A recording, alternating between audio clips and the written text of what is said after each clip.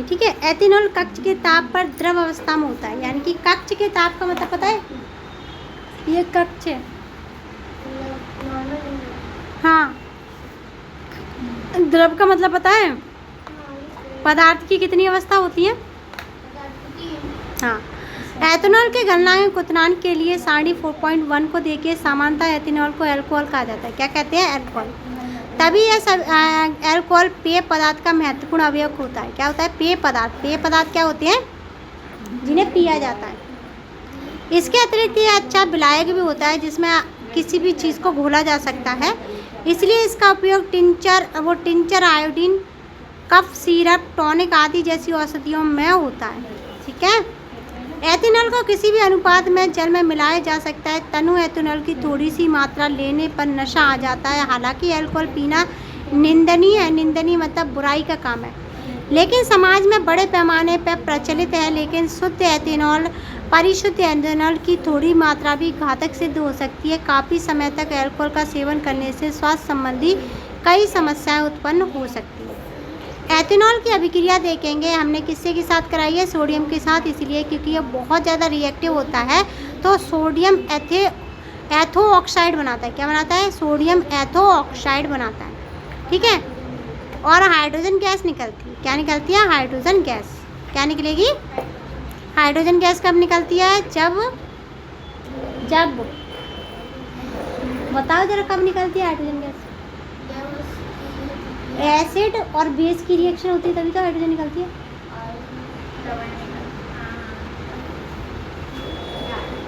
तो ये भी तो उसी की तरह काम कर रहा है। अल्कोहल सोडियम से अभिक्रिया कर हाइड्रोजन गैस उत्सर्जित करता है। अल्कोहल के साथ अभिक्रिया में दूसरा उत्पाद सोडियम एथो ऑक्साइड बनाता है। क्या आप बता सकते हैं कि कौन सा दूसरा पदार्थ धातु से अभिक्रिया का हाइड्रोजन बनाता है। असंतृप्त पता है, असंतृप्त पता है। हाइड्रोकार्बन बनाने की अभिक्रिया 443 के तापमान एथेनॉल को अधिकतर शांत सल्फ्यूरिक अम्ल के साथ गर्म करने पर एथेनॉल का निर्जलीकरण होकर के एथीन बनता है। निर्जलीकरण पता है, निर्जलीकरण पता है, पानी का निकलना, ठीक है। और कुछ बताना है, अधिक क्या का मतलब ज़्यादा, ठीक है।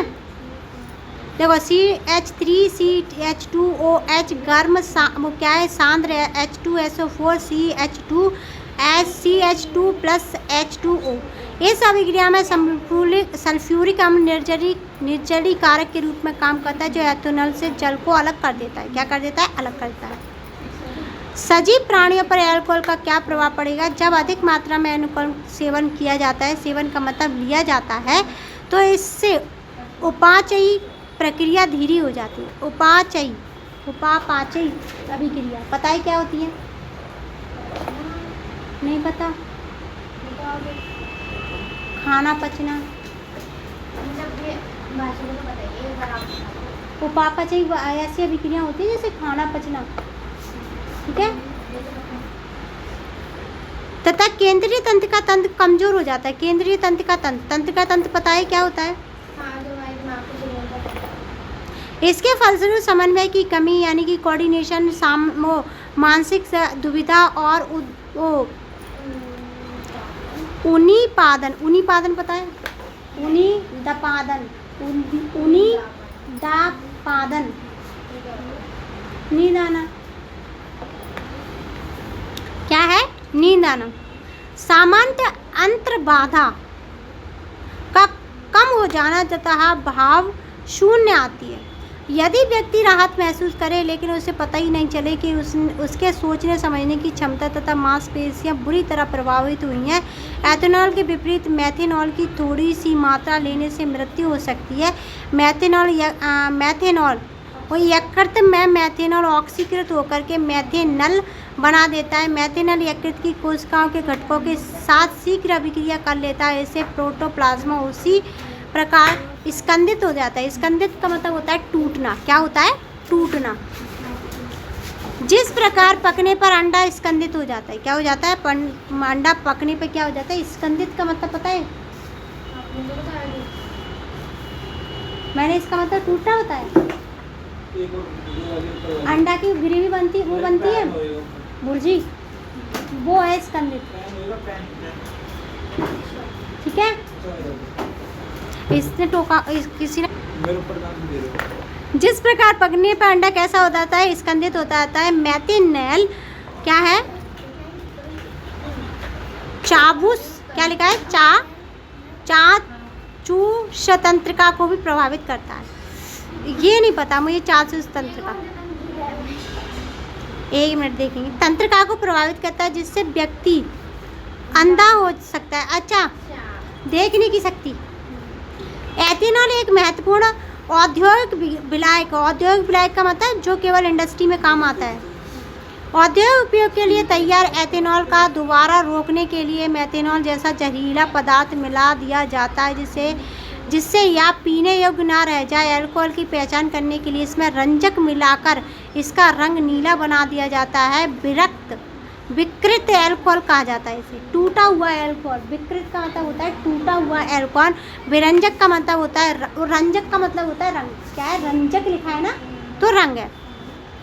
गन्ना सूर्य के प्रकाश को रासायनिक अभिक्रिया में बदलने में सर्वाधिक सक्षम होता है। यानी कि गन्ना सबसे ज़्यादा क्या करता है, सूर्य से आने वाली अभिक्रिया को, अब सूर्य से आने वाली ऊर्जा को, रासायनिक ऊर्जा को, जो सूर्य से आने वाली क्या है, प्रकाश ऊर्जा को रासायनिक ऊर्जा में बदलने में सबसे ज़्यादा सक्षम गन्ना। ठीक है, गन्ने का रन मेलेशस यानी कि क्या है, शिरा बनाने के लिए उपयोग में जाता है, जिसका किण्वन करके अल्कोहल तैयार किया जाता है। कुछ देशों में अल्कोहल में पेट्रोल मिलाकर उसे स्वच्छ ईंधन के रूप में इस्तेमाल किया जाता है। यह ईंधन पर्याप्त ऑक्सीजन पर केवल कार्बन डाइऑक्साइड एवं जल उत्पन्न करता है। समझ आई ये लाइन? चलो मैं बता देती हूँ। अभी पेट्रोल है, पेट्रोल में ना अभी हम ये मिला रहे हैं, क्या है, एथेनॉल। और एथेनॉल क्या होता है, गन्ने का रस। ठीक है, उसे मिला दिए पेट्रोल में। अब पेट्रोल क्या है, जब निकलेगा तो कार्बन डाइऑक्साइड और पानी ही बचेगा इंजन में, बाइक का हो चाहे कार का। अभी चल रहा है 80-20 का रेशियो। ठीक है, एथेनोइक अम्ल के गुणधर्म देखेंगे। एथेनोइक अम्ल को सामान्यतः एसिटिक एसिड कहा जाता है तथा यह कार्बोक्सिलिक अम्ल समूह से संबंध रखता है। एसिटिक अम्ल के 3-4% विलायक को सिरका कहा जाता है। ऐसे एवं इसे अचार में परिरक्षक पता है के रूप में इस्तेमाल किया जाता है। शुद्ध एथेनॉल अम्ल का गलनांक 290 केल्विन होता है। ठीक है, केल्विन क्या है,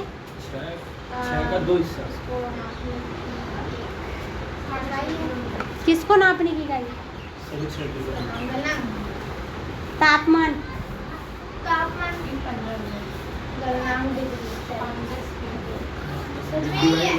हाँ, फ़ारेनहाइट, वो केल्विन, हाँ तीनों है।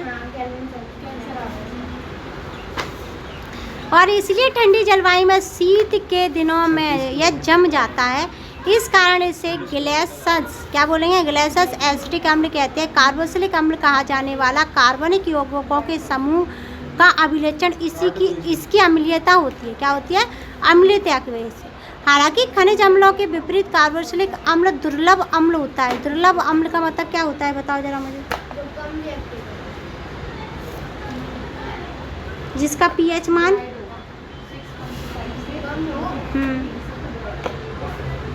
ठीक है। खनिज अम्ल जैसे हाइड्रोक्लोरिक अम्ल पूरी तरह से आयनीकृत हो जाता है। आयनीकृत का मतलब होता है टूटना, H+ और Cl-। H+ में टूटेगा, Cl- में टूटेगा। आयनीकृत, हाँ। अभिक्रिया मिश्रण युक्त परख नली देखेंगे, जल देखेंगे, बीकर देखेंगे, तार की जाली देखेंगे, त्रिपाई और बर्नर देखेंगे। एस्टर का निर्माण, किसका निर्माण कर रहे हैं, एस्टर का निर्माण। एथेनोइक अम्ल की अभिक्रिया वो देखेंगे तो अभिक्रिया में क्या है, जब एस्टीकरण अभिक्रिया कहते हैं इसे, क्या बोलेंगे, एस्टीकरण अभिक्रिया। जब हमारा एस्टर बनेगा, एस्टर मुख्य रूप से अम्ल एवं अल्कोहल की अभिक्रिया से निर्मित होता है। एथेनोइक अम्ल किसी अम्ल उत्प्रेरक की उपस्थिति में परिशुद्ध अल्कोहल से अभिक्रिया करके एस्टर बनाता है। क्या बनाता है, एस्टर। एथेनोइक अम्ल है और अम्ल क्या लिया उसने, एथेनॉल के साथ रिएक्शन कर रहा है और उत्प्रेरक भी अम्ल है। तो एस्टर बनेगा। क्या बनेगा? एस्टर। क्या बना है? एस्टर। सामान्यतः एस्टर कौन सी बोलो जरा।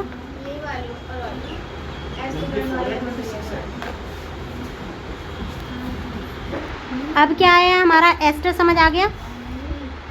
सामान्यतः एस्टर की गंध कैसी होती है? मृदु होती है। कैसी होती है? मृदु। इसका उपयोग इत्र बनाने एवं स्वाद उत्पन्न करने वाले कारकों के रूप में किया जाता है। सोडियम हाइड्रोक्साइड से अभिक्रिया द्वारा जो एक क्षार है एस्टर पुनः अल्कोहल एवं कार्बोक्सिलिक, क्या है? कार्बोक्सिलिक अम्ल का क्या कर लेता है? अम्ल का सोडियम लवण बनाता है। क्या बनाता है? सोडियम लवण बनाता है। ठीक है। इस अभिक्रिया को साबुनीकरण कहते हैं। क्या कहते हैं इसे? साबुनीकरण कहते हैं। इस अभिक्रिया में साबुन तैयार किया जाता है। साबुन दीर्घ श्रृंखला वाले कार्बोक्सिलिक अम्ल सोडियम तथा पोटेशियम लवण होते हैं। क्या होते हैं? सोडियम। जो साबुन हम घर में यूज़ करते हैं ना, उसमें सोडियम और पोटेशियम के क्या होते हैं? लवण होते हैं। क्या होते हैं? लवण। CH3 COO C2H5 और NaOH, और उसके बाद जो बनेगा वो आएगा हमारा C2H5OH और CH3 COO Na। ये क्या है? हमारा साबुन बनेगा। क्या बनेगा? साबुन। क्षारक के साथ अभिक्रिया। क्षारक क्या होते हैं? ऐसे जो स्वाद में कैसे हो? कसैले। खनिज अम्ल की भांति एथेनॉल अम्ल सोडियम हाइड्रोक्साइड जैसे क्षारकों से अभिक्रिया करके लवण सोडियम एथेनोएट या सोडियम एसीटेट तथा जल बनाता है। क्या बनाता है? एसीटेट तथा जल बनाता है। NaOH प्लस करेंगे CH3 COOH। ये क्या है? हमारा पीछे वाला एसिटिक एसिड है और सोडियम हाइड्रोक्साइड है। दोनों रिएक्शन करेंगे तो क्या बनेगा हमारा? CH3 COO Na और क्या बनेगा? H2O। एथेनोइक अम्ल कार्बोनेट एवं हाइड्रोजन कार्बोनेट से कैसे अभिक्रिया करता है इसे देखेंगे नीचे। तो हमने क्या लिया है? एथेनोइक अम्ल लिया है। एथेनोइक अम्ल कार्बोनेट हाइड्रोजन कार्बोनेट से कैसे अभिक्रिया करेगा? तो नीचे दिया पहले हमने क्या लिया है? Sodium carbonate. दूसरे में लिखा है हमने सोडियम बाइकार्बोनेट। दोनों की क्रिया हमने करवाई है सिरका से। दोनों की क्रिया में पानी बना है और पानी के बाद दोनों में कार्बन डाइऑक्साइड निकला है और CH3 COO Na इसमें जुड़ गया है पीछे और उधर भी जुड़ गया है। ठीक है।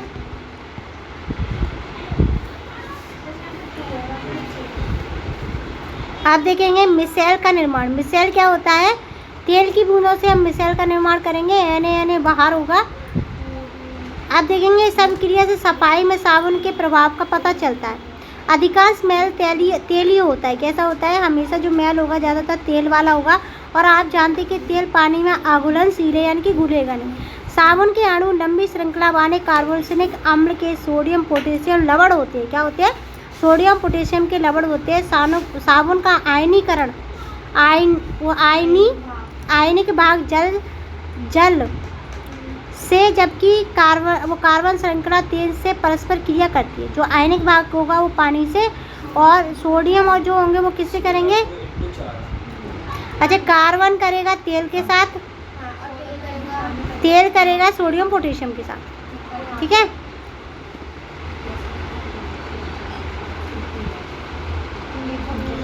अच्छा, जो पानी है वो करेगा किससे? Na और K से। पानी करेगा Na और K से। आयनिक भाग वही तो है। ठीक है। और जो हमारा कार्बन होगा वो तेल से करेगा रिएक्शन। ठीक है। इस प्रकार साबुन के अणु मिसेल संरचना तैयार करते हैं जहां अणु का एक सिरा तेल की ओर तथा दूसरा आयन सिरे की ओर होता है। इससे पानी में इमल्शन बनता है। इमल्शन मतलब झाग तरीके की। इस प्रकार साबुन का मिसेल मैल को पानी बनाकर बाहर निकालने में मदद करता है और हमारे कपड़े साफ हो जाते हैं। क्या आप मिसेल की संरचना बना सकते हैं जो साबुन को हाइड्रोकार्बन में घोलने से बनता है? तो मिसेल की संरचना कुछ इस तरीके की है। मिसेल की संरचना बढ़ा देती हूँ। साबुन के अणु ऐसे होते हैं जिनके दोनों सिरों में विभिन्न गुणधर्म होते हैं, यानी कि अलग अलग तरीके की क्वालिटी होती है। जल में मिले एक सिरे को जल रागी कहते हैं तथा हाइड्रोकार्बन में मिले दूसरे सिरे को जल विरागी कहते हैं। क्या कहेंगे? जल विरागी। जब साबुन सतह पर होता है तब इसके गुण अपने इस प्रकार विकसित हो लेते हैं कि इसका आयनिक सिरा जल के अंदर चला जाता है। कहाँ चला जाता है? अंदर। अब डायग्राम में देखना, जल रागी किसे बोलेंगे और जल विरागी किसे बोलेंगे। जल रागी उसे बोलेंगे जो क्या है, जहाँ पे साबुन के अणु, क्या है, साबुन के अणु है, वहाँ पे जल रागी बोलेंगे। जल रागी मतलब अंदर वाला हिस्सा, जो सर्कल है ना, सर्कल के अंदर वाला हिस्सा क्या होगा, जल विरागी। क्या होगा, जल विरागी। और बाहर वाला हिस्सा होगा जिस पर पॉइंट लगे ना, सर्कल सर्कल बने छोटे छोटे, उसे बोलेंगे जल रागी। क्या बोलेंगे, जल रागी। जबकि हाइड्रोकार्बन पूंछ जल के बाहर होती है। जल के अंदर इन अणुओं की एक विशेष व्यवस्था होती है जिससे इसका हाइड्रोकार्बन सिरा जल के बाहर बनता है। ऐसे अणुओं का बड़ा गुच्छा बनने के कारण इसमें जल विरागी पूंछ गुच्छे के आंतरिक हिस्से में होती है। कहाँ होती है, पूंछ कहाँ होगी, आंतरिक हिस्से में होगी, और इसी को जल विरागी बोलते हैं। जबकि आयनिक सिरा पूंछ की सतह पर होता है। इस संरचना को मिसेल कहते हैं। मिसेल के रूप में साबुन स्वच्छ करने में सक्षम होती है क्योंकि तैलीय मैल मिसेल के केंद्र में से होकर जाते हैं। मिसेल विलयन में कॉलाइड के रूप में बनते हैं। कैसे, कॉलाइड के रूप में। तथा आयन आयन विकर्षण आयन आयन विकर्षण करते हैं। पता है तुम्हें ये बात, आयन आयन विकर्षण नहीं करते। प्लस प्लस के पास आएगा तो उठाएगा ही। तो आयन आयन क्या करते हैं, विकर्षण करते हैं। और ये विकर्षण के कारण अवक्षेपित हो जाते हैं, नहीं होते। विकर्षण के कारण जमते नहीं है। क्या नहीं कहते, जमते नहीं है। देखो एक दूसरे को हटा रहे हैं तो रुकेंगे नहीं, चलते हैं, ठीक है। इस प्रकार मिसेल में तैयार मैल आसानी से हट सकता है। साबुन से मिसेल प्रकाश को प्रकीर्णित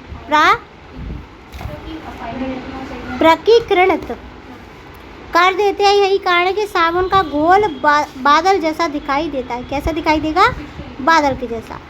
अब ये नीचे वाला जो बचा हुआ है इसे खुद पढ़ना, अगर कोई दिक्कत परेशानी हो तो पूछ लेना, लेकिन मैं पढ़ा देती हूँ।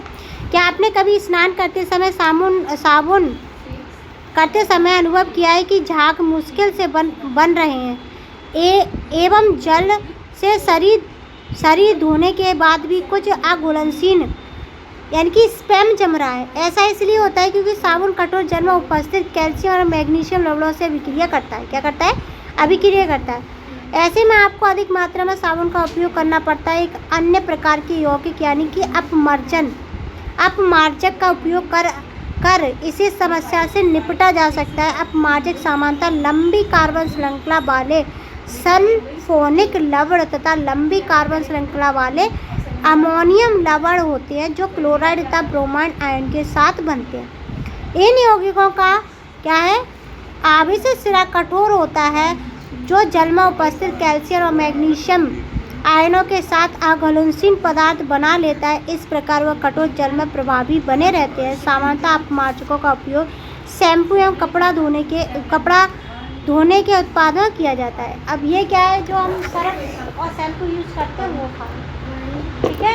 अपमार्जक किसे कहते हैं, ये क्वेश्चन आता है और साबुन का भी आएगा। दोनों डायग्राम आएंगे, बहुत इंपॉर्टेंट है। मिसेल तो आएगा ही आएगा।